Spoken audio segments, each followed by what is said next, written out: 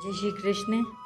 इच्छा द्वेष समुत्थेन द्वंद्वमोहेन भारत, सर्वभूतानि सम्मोहं सर्गे यान्ति परन्तप। अध्याय 7 श्लोक 27। व्याख्या। इच्छा द्वेष समुत्थेन सर्गे यान्ति परन्तप। इच्छा और द्वेष से द्वंद्व मोह पैदा होता है, जिससे मोहित होकर प्राणी भगवान से बिल्कुल विमुख हो जाते हैं और विमुख होने से बार बार संसार में जन्म लेते हैं। मनुष्य को संसार से विमुख होकर केवल भगवान में लगने की आवश्यकता है। भगवान में न लगने में बड़ी बाधा क्या है?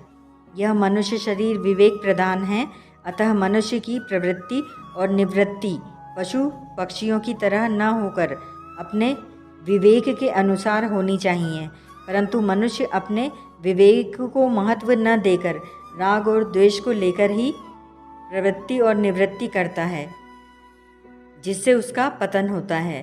मनुष्य की दो मनोवृत्तियां हैं, एक तरफ लगाना और एक तरफ से हटाना।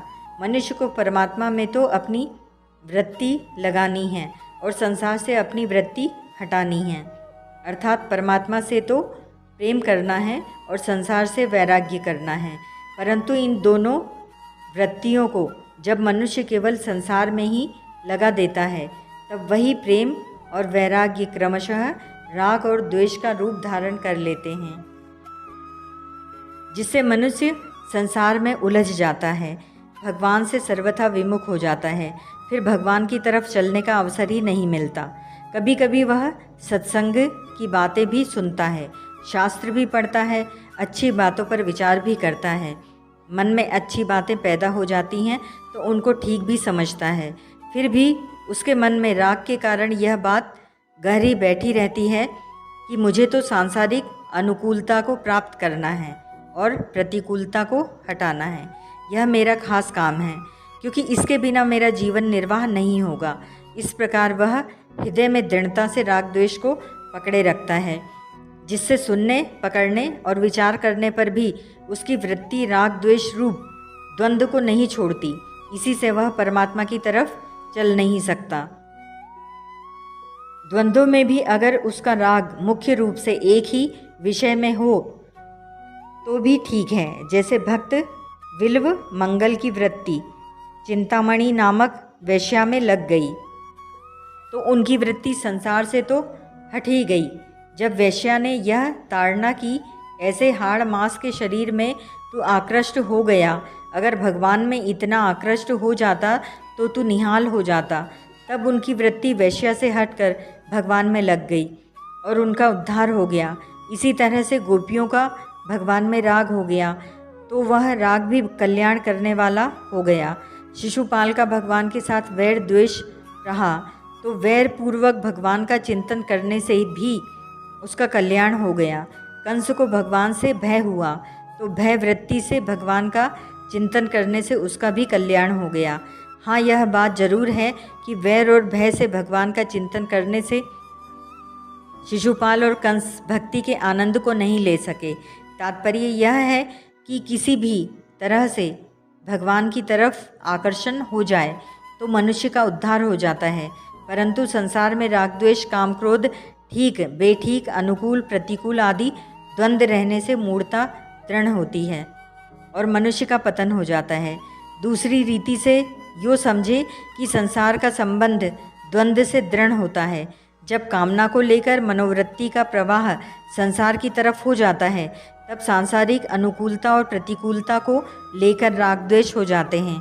अर्थात एक ही पदार्थ कभी ठीक लगता है, कभी बेठीक लगता है, कभी उसमें राग होता है, कभी द्वेष होता है, जिनसे संसार का संबंध दृढ़ हो जाता है।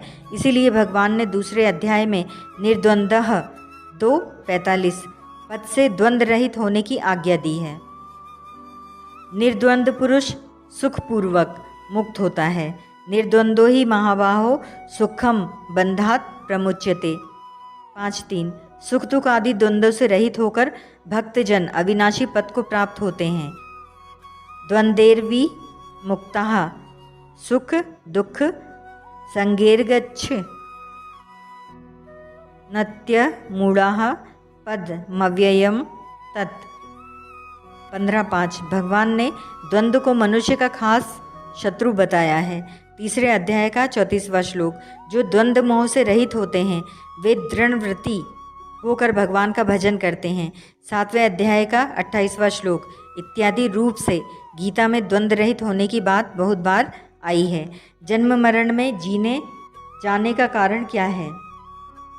शास्त्रों की दृष्टि से तो जन्म मरण का कारण अज्ञान है, परंतु संत वाणी को देखा जाए तो जन्म मरण का खास कारण राग के कारण प्राप्त परिस्थिति का दुरुपयोग है।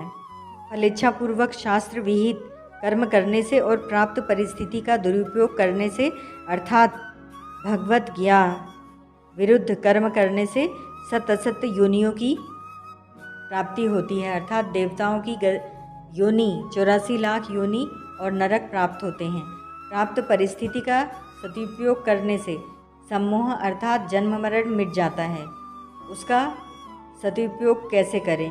हमारे को जो अवस्था परिस्थिति मिली है उसका दुरुपयोग न करने का निर्णय किया जाए कि हम दुरुपयोग नहीं करेंगे, अर्थात शास्त्र और लोक मर्यादा के विरुद्ध काम नहीं करेंगे। इस प्रकार राग रहित होकर दुरुपयोग न करने का निर्णय होने पर सदुपयोग अपने आप होने लगेगा, अर्थात शास्त्र और लोक मर्यादा के अनुकूल काम होने लगेगा।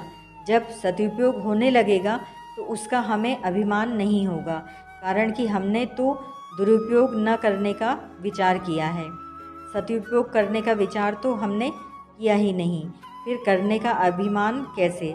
इससे तो कर्तव्य अभिमान का त्याग हो जाएगा। तब हमने सदुपयोग किया ही नहीं तो उसका फल भी हम कैसे चाहेंगे, क्योंकि सदुपयोग तो हुआ है, किया नहीं, अतः इससे फलेच्छा का त्याग हो जाएगा। कर्तव्य अभिमान और फलेच्छा का त्याग होने से अर्थात बंधन का अभाव होने से मुक्ति स्वतः सिद्ध है। प्रायः साधकों में यह बात गहराई से बैठी हुई है कि साधन भजन जप ध्यान आदि करने का विभाग अलग है और सांसारिक काम धंधा करने का विभाग अलग है। इन दो विभागों के कारण साधक भजन ध्यान आदि को तो बढ़ावा देते हैं, पर सांसारिक काम धंधा करते हुए राग द्वेष काम क्रोध आदि की तरफ ध्यान नहीं देते।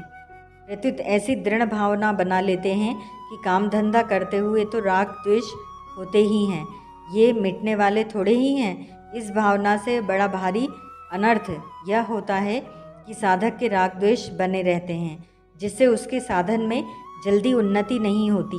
वास्तव में साधक चाहे परमार्थिक कार्य करे चाहे सांसारिक कार्य करे, उसके अंतःकरण में राग द्वेष नहीं रहने चाहिए।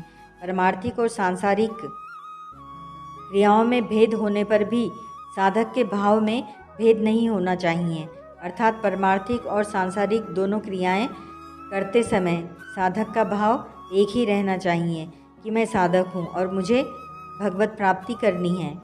इस प्रकार क्रिया भेद तो रहेगा ही और रहना भी चाहिए, पर भाव भेद नहीं रहेगा। भाव भेद न रहने से अर्थात एक भगवत प्राप्ति का ही भाव उद्देश्य रहने से परमार्थिक और सांसारिक दोनों ही क्रियाएं साधन बन जाएंगी। परिशिष्ट भाव। यद्यपि संसार बंधन का मूल कारण अज्ञान है, तथापि अज्ञान की अपेक्षा भी मनुष्य राग द्वेष रूप द्वंद्व से संसार में ज़्यादा फंसता है। किसी देश काल वस्तु व्यक्ति परिस्थिति आदि को अपने सुख दुख का कारण मानने से राग द्वेष पैदा होते हैं। जिसको अपने सुख का कारण मानते हैं उसमें राग हो जाता है, और जिसको अपने दुख का कारण मानते हैं उसमें द्वेष हो जाता है। राग द्वेष मिटने पर मनुष्य सुखपूर्वक संसार बंधन से मुक्त हो जाता है। निर्द्वंद्व ही महाबाहो सुखम बंधनात् प्रमुच्यते। गीता 5:3। पहले 13वें श्लोक में भी भगवान कह चुके हैं कि तीनों गुणों से मोहित प्राणी मेरे को नहीं जानता। ऐसे मोहित प्राणी न संसार को जानते हैं न भगवान को। संसार में रचे पचे रहकर मनुष्य संसार को नहीं जान सकता और भगवान से अलग दूर रहकर मनुष्य भगवान को नहीं जान सकता।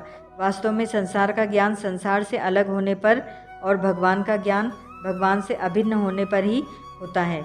संसार नहीं है, यही संसार का ज्ञान है। वास्तव में जो है ही नहीं, रहता ही नहीं, उसका ज्ञान कैसा? संसार है ऐसा मानना ही अज्ञान है। ओम तत्सत।